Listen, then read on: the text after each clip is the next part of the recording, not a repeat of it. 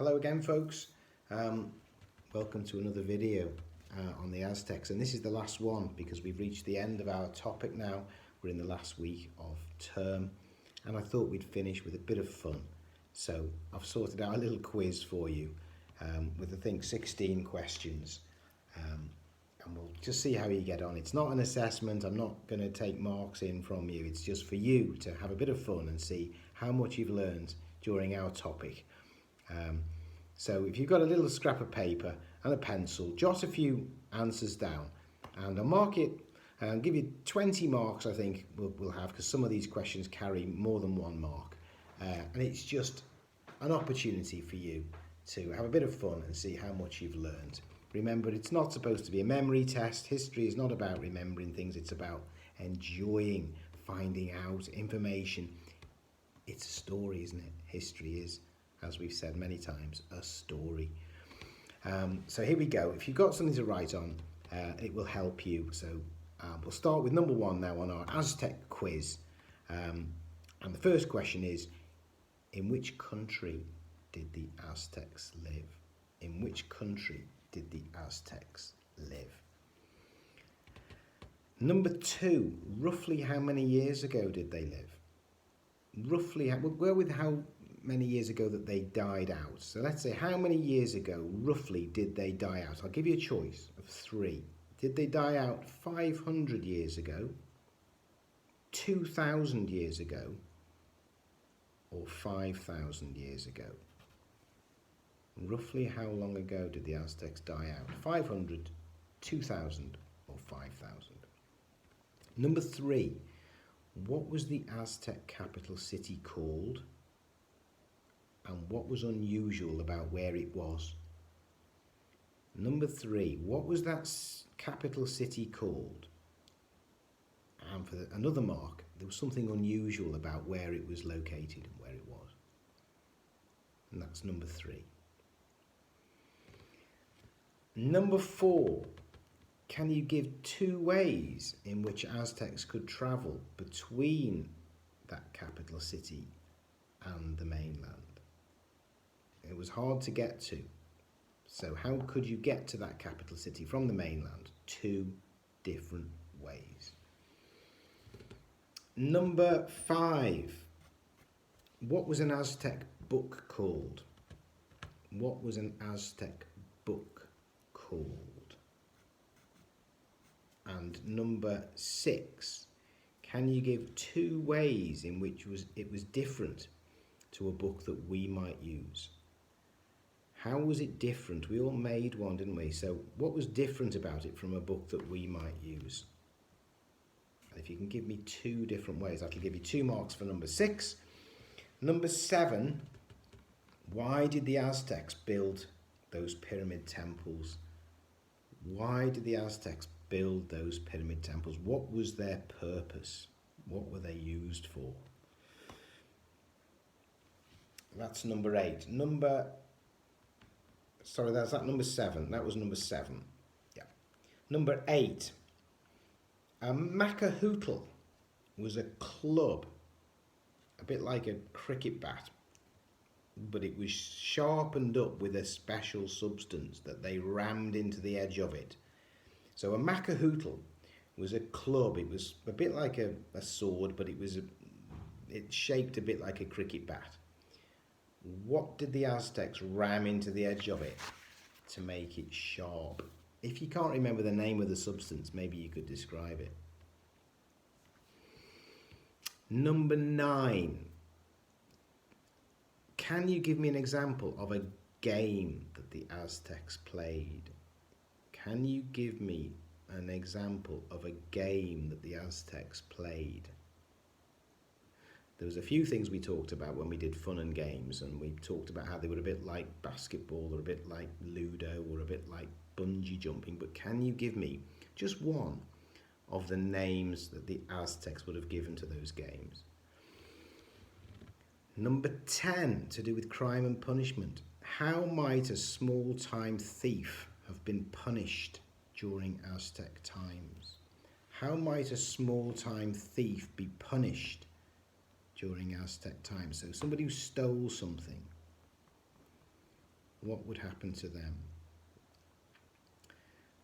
Number 11. What was the most serious offence an Aztec could commit? What was the most serious offence an Aztec could commit? The worst thing he could do. And what, for another mark, was the punishment for it? That's number 11, the most serious offence an Aztec could commit and the punishment for it. Number 12 of 16. Number 12. What punishment was used to humiliate a convict? Humiliate means to make fun of, to make them look rather foolish. They did something to some accused people that was designed to make them feel stupid, really. And it was, we would say that humiliated them. So number 12, what punishment was used to humiliate a convict?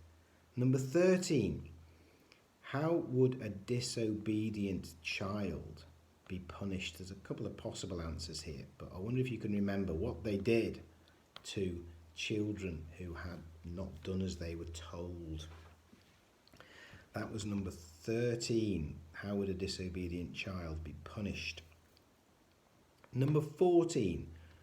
Who was the famous Aztec ruler who was put to death at the very end of the Aztec Empire? What was the name of that famous Aztec ruler who was put to death at the end of the empire? And number 15, who was the Spanish sailor who came to meet the Aztecs and was responsible for finally bringing that empire down? What was the name of that young Spanish sailor who led the Spanish to Mexico to take on the Aztecs? And the final question, number 16, what was the name given to those Spanish sailors who came intent on taking Aztec gold and seeing off the Aztecs? What was the name given to the Spanish sailors who came to raid the Aztecs and kill the Aztecs and take their gold back to Spain? It begins with C. There you go, a clue for the last one. Let's do some answers. See how you got on. Don't beat yourself up if you've forgotten some of these things. I'm sure you can't remember everything, but we'll just have a little look at these answers now, starting with number 1, and give yourself a little tick and a mark if you get them right. And number 1 was, in which country did the Aztecs live? And that, of course, was Mexico. The Aztecs lived in Mexico for number 1 mark. Number 2, roughly how long ago did they die out? It was 500 years ago. 500 years ago. Some people forget really that the Aztecs were much more recent. It wasn't an ancient civilization. It wasn't like the ancient Egyptian pyramids that were built 3,000 or 5,000 years ago. The Aztecs were around 500 years ago. Number 2, that was. 1 mark. Number 3, the capital city was called Tenochtitlan. Tenochtitlan. And it was in an unusual place because it was in a lake. Lake Texcoco, but if you put it was in the middle of a lake, well done. That's number 3. Tenochtitlan in the middle of a lake. Number 4, 2 different ways that the Aztecs could travel between Tenochtitlan and the mainland. Well, they could go by boat or canoe, or they could use a causeway, which was like a walkway. So a causeway or by boat. And the causeways, interestingly, the Aztecs had removable sections, and they could take out part of that causeway to stop people who were invading from being able to walk straight into their capital. So causeway or boat for number 4. Number 5, the Aztec book was called a codex. A codex. If there's more than one, they used to call it codices. It would be 2 codices, but one Aztec book was a codex. 1 mark for that. And number 6, why was it different, or how was it different to a book that we might use? Well, they used pictures, and it folded like a concertina, or it folded back on itself, if you describe that. Give yourself a mark. Another one actually there was their codices were made of deer skin. Deer skin. But probably the two that you might get there were that they wrote in pictures, or they drew pictures, and they had it in the shape of a concertina. That was number 6. Number 7. Why did the Aztecs build temples? They built them for human sacrifice. They built them for human sacrifices because they thought the gods would be pleased with them. Religious ceremonies, I would give a mark for. They were for religious ceremonies, but at these religious ceremonies, many people were often sacrificed. Number 8, the Macahootl, the club that was in the shape of a bat, had obsidian rammed into the edges of it. Obsidian, which is a type of natural glass. So if you've put something like that, give yourself the mark. But if you want to be absolutely precise, it was called obsidian. Number 9, I asked you for a game that they played. If you've mentioned Tlactli, that was like basketball. Patoli was a board game. Or the flying dance was a bit like bungee jumping. So if you got any of those, Tlactli, Patoli, flying dancer, you've got yourself a mark for number 9. And don't worry about the spelling. Number 10, how might a small-time thief be punished during Aztec times? Well, a small-time thief would have to pay back twice what he stole. He would have to pay back twice what he stole or become a slave. But if you've put pay back twice that which he stole, then you can have a mark for that. And number 11, what was the most serious offence that an Aztec could commit, and what was the punishment? It was treason. That was plotting against the emperor, or trying to kill the emperor. And the punishment for that was a bit complicated, I suppose. If you put death, that was definitely one of them. But actually, if you want to be precise, the person who'd committed treason lost all he owned. His land was destroyed. His children were sold into slavery, and he was killed. So that was the most serious punishment. And number 12, the punishment used to humiliate a convict. They shaved their heads. I think it was that if you got drunk, you had your head shaved. So that was the punishment to humiliate a convict. Head was shaved. Number 13, a disobedient child. Some of you illustrated this beautifully when we did this piece of work. They were held over a fire of burning chilies. Can you imagine? Held over a fire of burning chilies, and it would no doubt really sting their eyes.